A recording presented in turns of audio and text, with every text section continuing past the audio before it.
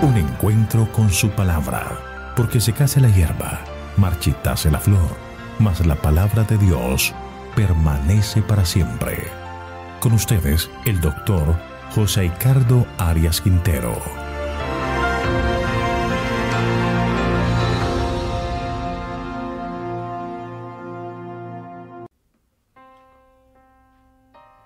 Hoy comenzaremos el estudio de un nuevo libro, el libro del profeta Isaías. Vamos a orar. Querido Señor, en este momento queremos acercarnos a ti para pedirte que nos bendigas en el estudio de tu palabra, que podamos aprender las lecciones espirituales que tienes para nosotros.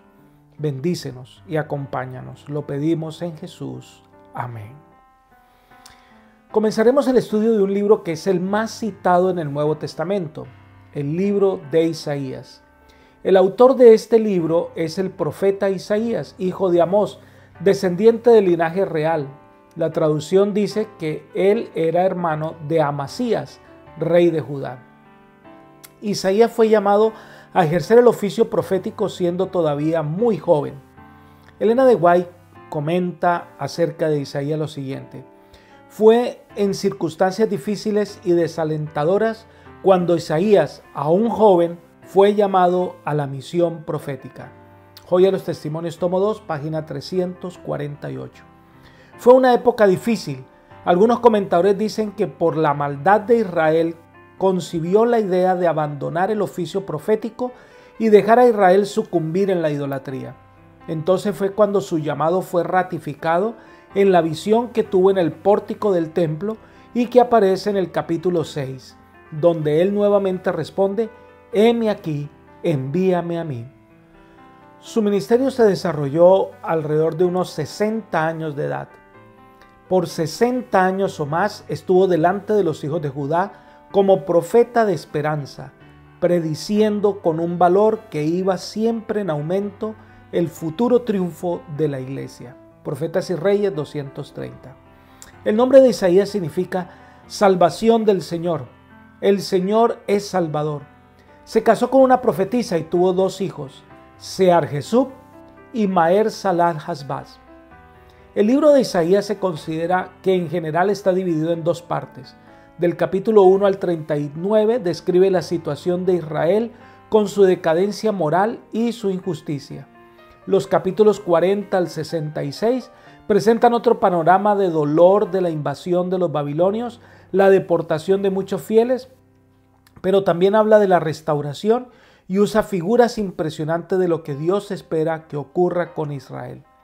En esta sección aparece una de las descripciones más impresionantes del Salvador sufriente, el capítulo 53. Esta es una de las razones por las que Isaías es conocido como el profeta mesiánico. Llega a conocer tan claramente la santidad y grandeza de Dios, la persona y misión de Cristo y el propósito glorioso de Dios para su iglesia. Esperamos que el estudio de este libro nos ayude a crecer espiritualmente. Capítulo 1. El primer capítulo contiene el primer discurso que Dios da a Israel por boca del profeta Isaías. Es un mensaje de condenación, pero a la vez es un llamado de esperanza y de salvación. Y como es el plan de Dios, cada uno decide qué camino tomar. Vayamos al versículo 1. Visión de Isaías, hijo de Amós, la cual vio acerca de Judá y Jerusalén en días de Usías, Jotam, Acaz y Ezequías, reyes de Judá. Es la introducción donde se nos presenta a Isaías como la persona que ha recibido el mensaje de Dios y lo comunica. Mediante la visión de Isaías tenemos el privilegio de ver las cosas como Dios las ve y cómo nos las quiso revelar a través de su profeta. Su ministerio se desarrolló en los días de los reyes de Judá, desde Osías hasta Ezequías. Su ministerio estaba limitado a Judá y Jerusalén, y estos mensajes dados eran para el bien de ellos, y al parecer muchos de estos mensajes fueron dados al pueblo directamente como sermones.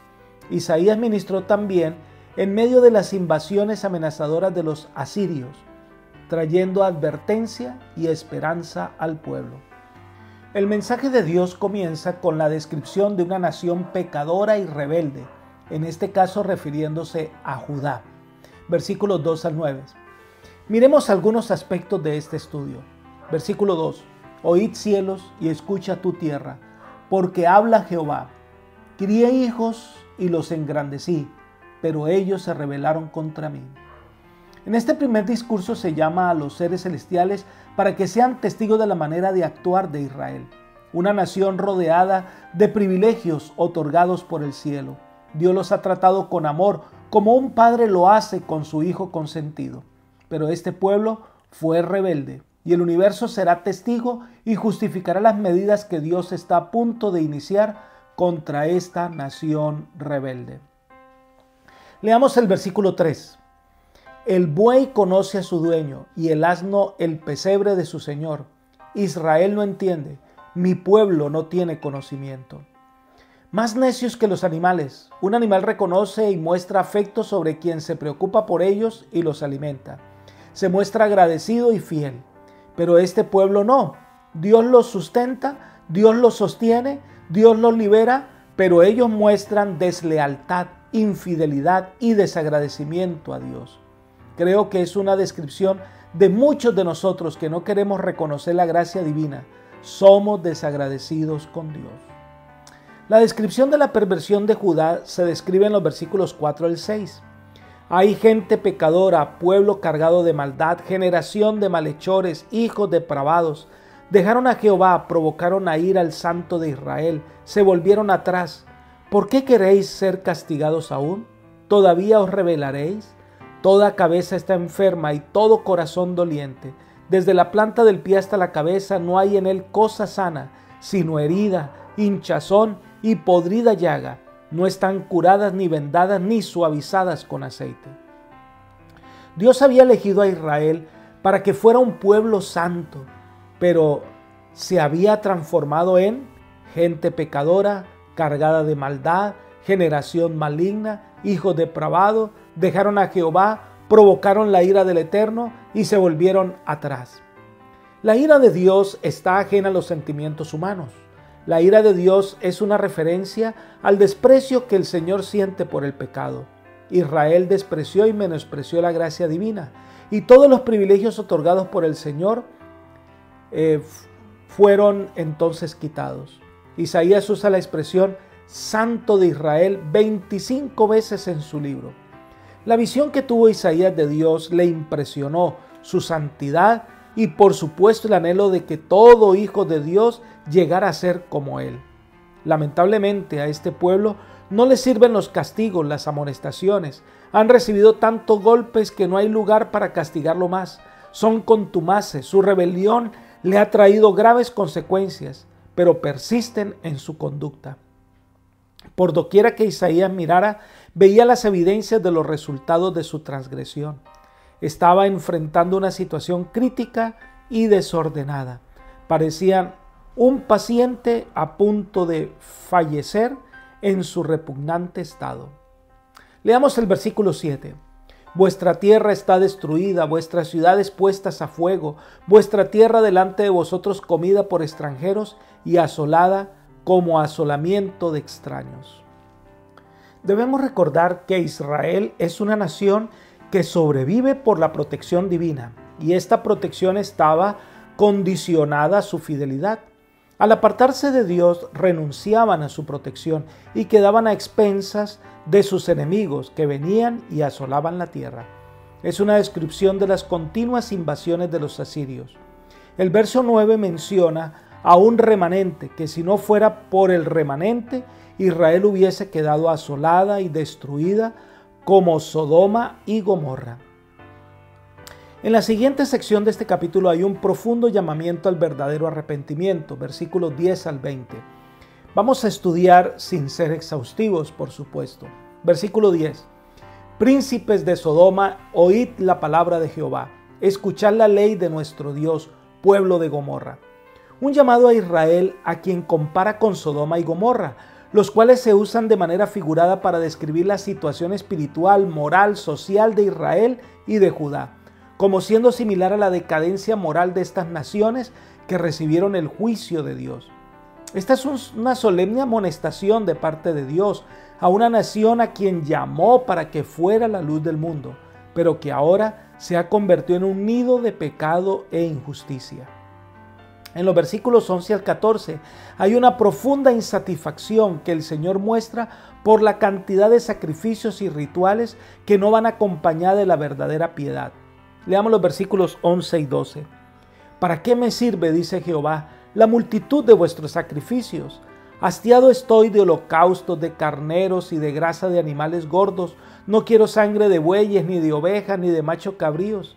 ¿Quién pide esto de vuestras manos cuando venís a presentaros delante de mí para pisotear mis atrios?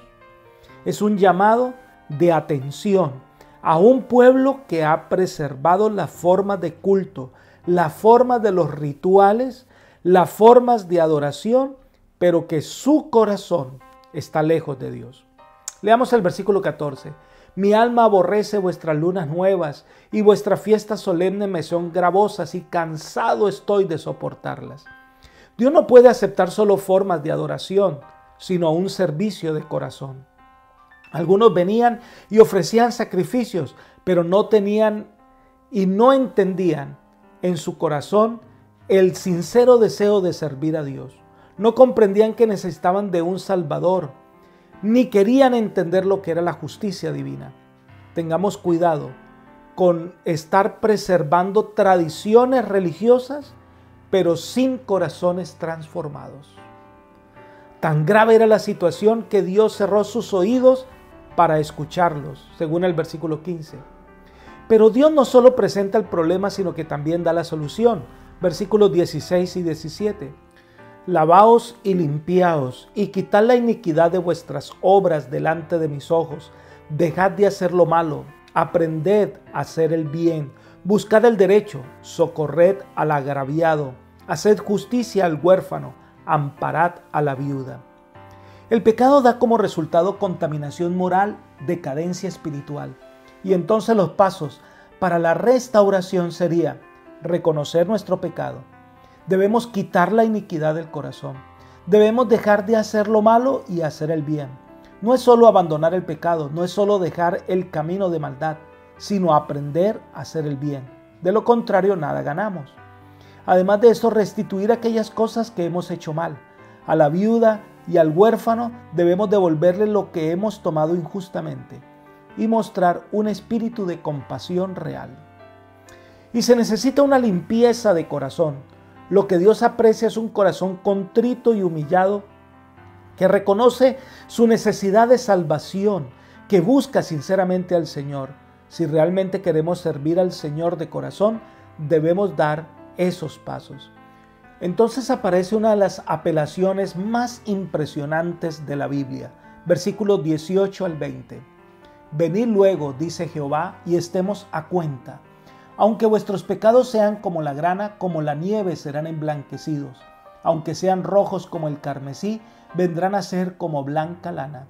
Si queréis y escucháis, comeréis de lo mejor de la tierra. Si no queréis y sois rebeldes, seréis consumidos a espada. La boca de Jehová lo ha dicho. Aquí hay varios elementos que debiéramos considerar. Venid es una obra voluntaria. Dios no puede obligarte. Tú tienes que venir. En segundo, Él dice, estemos a cuenta. Te he enumerado tus errores. Reconoce esta deuda conmigo. ¿Estás dispuesto a reconocer tu pecado? En tercer lugar, entonces, si estás manchado por el pecado, si estás ennegrecido por la maldad, yo te puedo limpiar, dice el Señor, te puedo lavar y quedarás tan blanco como la nieve o como la blanca lana. Yo tengo el poder de cambiar tu vida, dice el Señor. Tengo el poder para sanar tus heridas. Pero eso requiere una transformación total. Y para poder hacerlo se requiere una entrega total. En cuarto lugar, este ofrecimiento es para el que quiere, para el que acepta. Si lo aceptas, se te ofrece la vida. Si lo rechazas, entonces la muerte. Los versículos siguientes, del 21 al 31, se habla del juicio y redención de Jerusalén. En los versículos 21 al 23, hace una descripción de la condición de Jerusalén, capital de Judá, sede del gobierno y sede religiosa. Versículo 21. ¿Cómo te has convertido en ramera tú, la ciudad fiel? Llena estuvo de justicia, en ella habitó la equidad, pero ahora la habitan los homicidas. Es una nación que se ha prostituido, ha sido infiel a Dios. Sus príncipes, por amor al dinero, han hecho injusticia al pobre y a la viuda. La puerta se ha perdido. El vino de la justicia, la plata que representa el carácter, ahora es una escoria. Ahora pasa a describir lo que Dios haría para salvar a Jerusalén, versículos 24 y 25. Por tanto, dice el Señor Jehová de los ejércitos, el fuerte de Israel, basta ya. Tomaré satisfacción de mis enemigos, me vengaré de mis adversarios, volveré mi mano contra ti, limpiaré hasta con lejía tus escorias y quitaré toda tu impureza. Se presenta a Dios como el fuerte de Israel, el que tiene la autoridad y actuará en contra de sus enemigos, que son el mismo pueblo que hace injusticia al pobre y a la viuda. Dios jamás tolera la injusticia. Si Israel quiere, el Señor limpiará y tomará venganza de los malvados y restaurará la justicia en su pueblo. Leamos el versículo 27. Sión será rescatada con el derecho y los convertidos de ella con la justicia. El amor de Dios es incondicional, pero la salvación sí es condicional. Y es condicionada a la respuesta del hombre. Yo te amo, dice Dios, pero no puedo obligarte a amarme. Así que los que quieran ser redimidos con Jerusalén deben tomar su decisión para poder alcanzar la misericordia divina. Y entonces, para aquellos que no quieren arrepentirse, aquellos que persisten en su conducta rebelde y desleal con Dios, entonces recibirán la condenación. Versículo 28. Pero los rebeldes y pecadores serán aún quebrantados, y los que dejan a Jehová serán consumidos. Todo en lo que ellos pusieron su confianza será destruido juntamente con ellos, y el juicio será por medio del fuego que nadie podrá apagar. Versículo 31. El fuerte será como estopa, y lo que hizo como una chispa. Ambos serán encendidos juntamente, y no habrá quien apague el fuego. Dios no quiere la destrucción de nadie, ni desea condenar a ninguno, pero el pecado requiere justicia, como en el caso de Sodoma y Gomorra, que su maldad era tan grande que la tierra misma clamaba por justicia, y el fuego fue el medio de destrucción. Igualmente Israel será destruida por el fuego, a menos que se arrepienta. Este capítulo primero de Isaías nos dice mucho acerca de la misericordia divina. Dios revela nuestra condición, nos muestra nuestros errores, nos muestra las terribles consecuencias de nuestro pecado, pero inmediatamente nos señala la solución, nos muestra la salida. Es más, Dios mismo se compromete a sacarnos del abismo, pero lo único que espera es tu respuesta, porque la salvación es para el que quiere. Si quieres, el Señor puede salvarte. Hoy es el día de responder al amor de Dios. Que el Señor te acompañe hoy. Amén.